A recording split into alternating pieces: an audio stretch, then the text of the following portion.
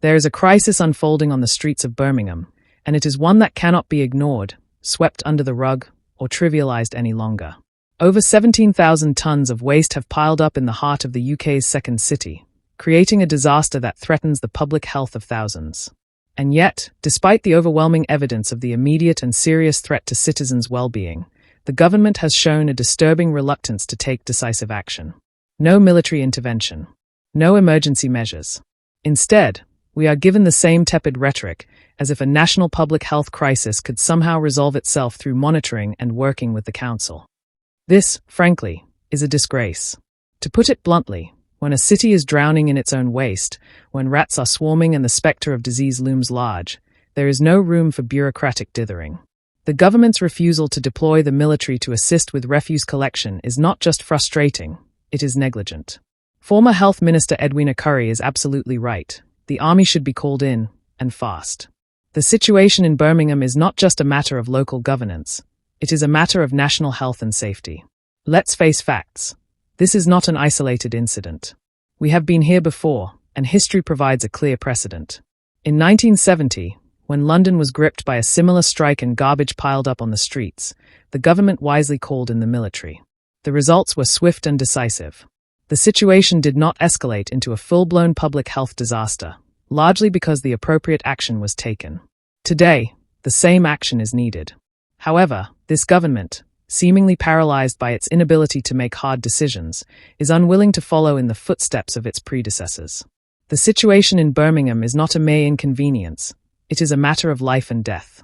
Let us not mince words. The presence of mountains of refuse on the streets invites rats, flies, and pathogens. This is not a political issue, as some may try to argue.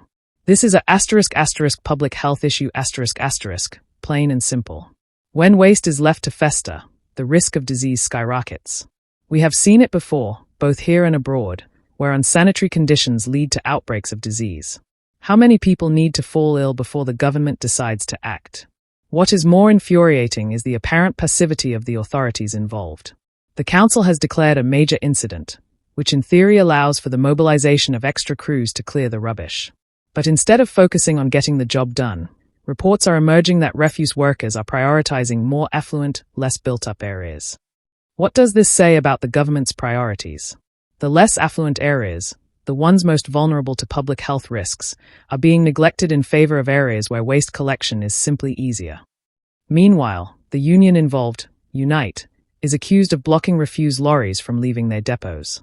This is a perfect storm of incompetence, complacency, and lack of accountability.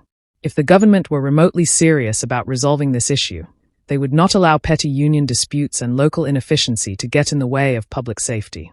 It is utterly unacceptable that the Prime Minister's office continues to downplay the gravity of the situation. The spokesperson's statement that the government is monitoring the situation is as empty as it is insulting. Monitoring? This is not a weather report, it is a national emergency.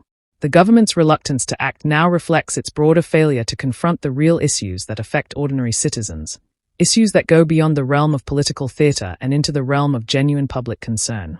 The failure to act in Birmingham signals a deeper problem within the Conservative government. The fact that they will not commit to using the military, despite the clear and present danger to public health, speaks to a level of political cowardice that borders on dereliction of duty. This is not a time for half-hearted measures or deflections. The government should stop playing games and make the tough decisions. If they truly want to lead, they must be willing to take bold action when necessary, not just when it's politically convenient. Some might argue that deploying the army could set a dangerous precedent, or that it would be an overreaction. But let's be clear, there is no precautionary principle when it comes to public health. We do not wait until disease outbreaks spread, we act before they do. In this case, the government has an opportunity to step up and demonstrate leadership.